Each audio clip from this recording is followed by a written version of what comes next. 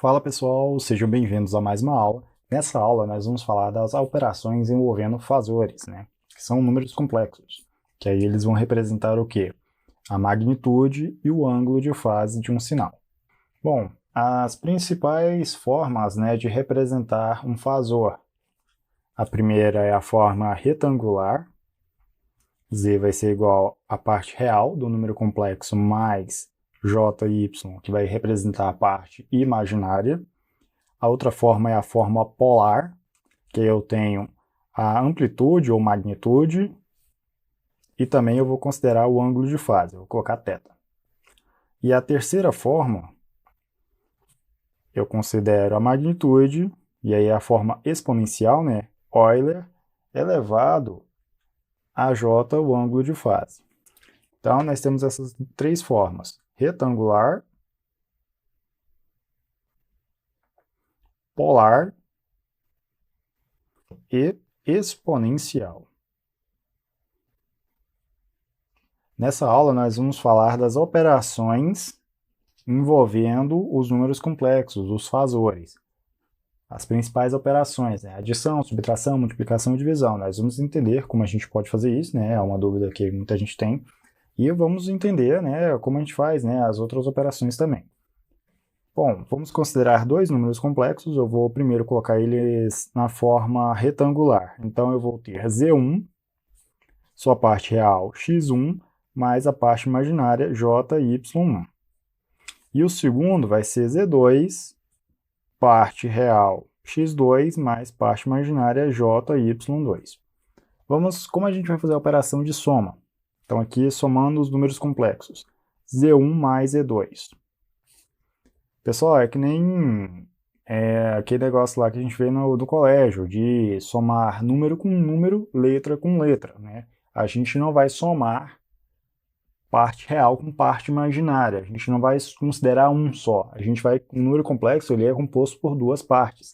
A parte real, a parte imaginária. A gente não soma, tá?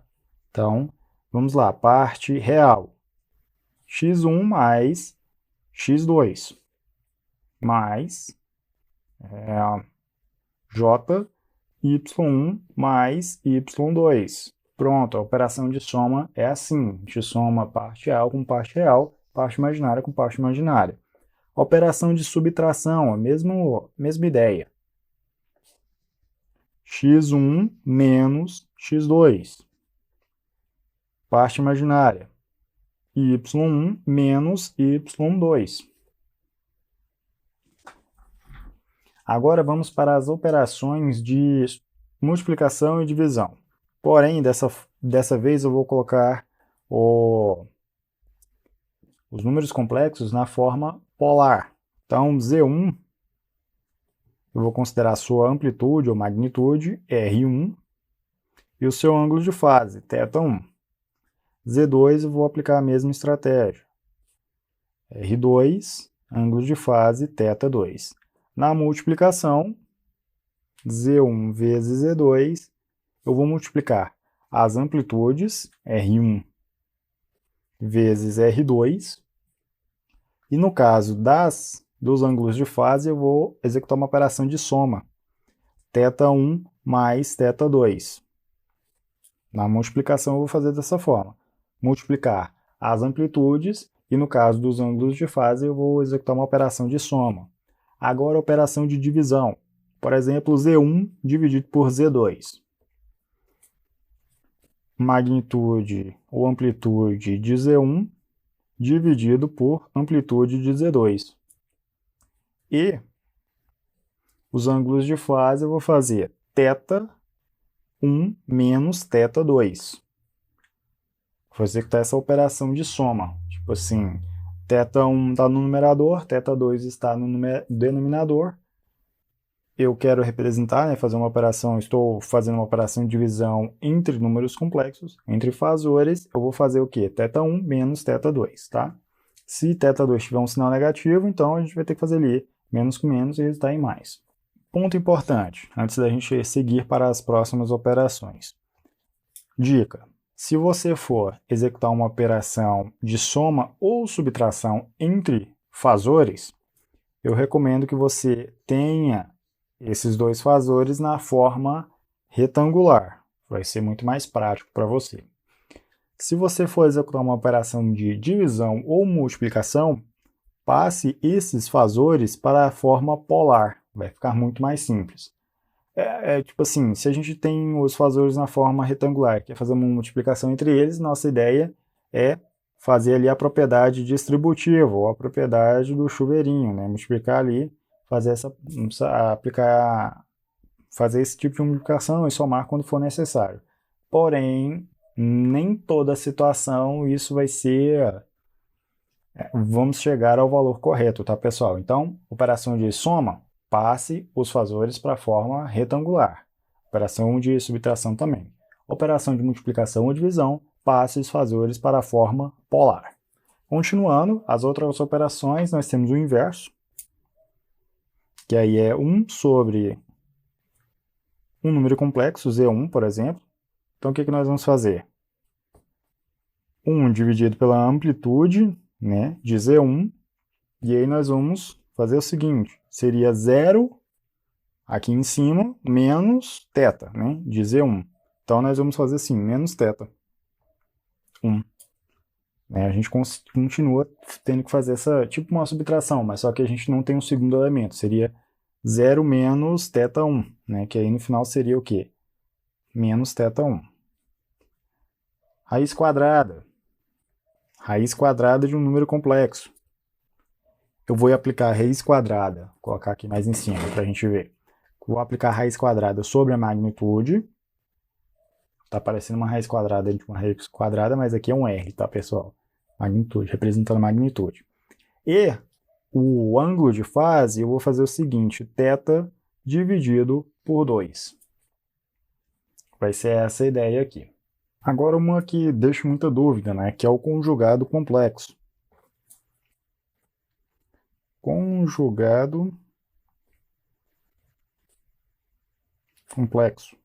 Bom, a ideia do conjugado complexo é o seguinte, que a gente vê nos livros, por exemplo, nós vemos Z com esse asterisco aqui, como se fosse um expoente, né? Então quer dizer o quê? Que aí, o que a gente vê nos livros? A parte real menos a parte imaginária.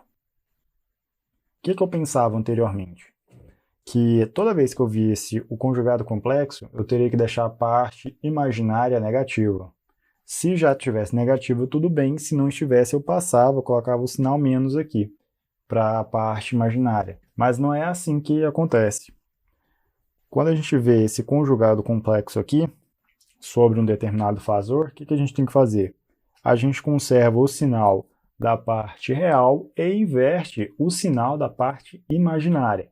Se é negativo, passa a ser positivo. Se é positivo, passa a ser negativo. Tá, pessoal? A gente inverte o sinal da parte imaginária. Então, se eu tirar o conjugado complexo desse fazor aqui, vai ficar como? X menos JY. Se eu obter o conjugado complexo dele, eu tenho que fazer o quê? Inverter o sinal. Aí passa a ser positivo ali a parte imaginária. E para finalizar, nós temos o seguinte. A parte imaginária, vamos concentrar na parte imaginária. J elevado a zero resulta em quê? Em 1. J elevado a 1 resulta em quê? Em J. J ao quadrado resulta em menos 1. Por quê?